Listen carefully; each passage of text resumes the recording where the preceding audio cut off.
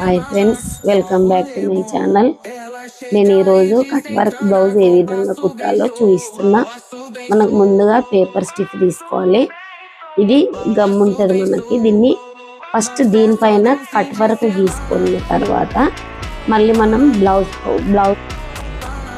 Friends ఈ విధంగా మనం ఇప్పుడు ఇది లైనింగ్ క్లాత్. ఈ పేపర్ స్టిఫ్ని మనము ఇది గమ్ ఏమో క్లాత్ వైపు రావాలి, ఇదేమో మనకి ఇది పైకి ఉండాలి. ఇప్పుడు దీన్ని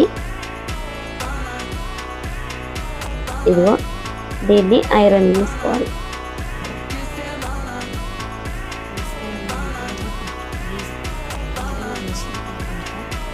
మళ్ళీ దీన్ని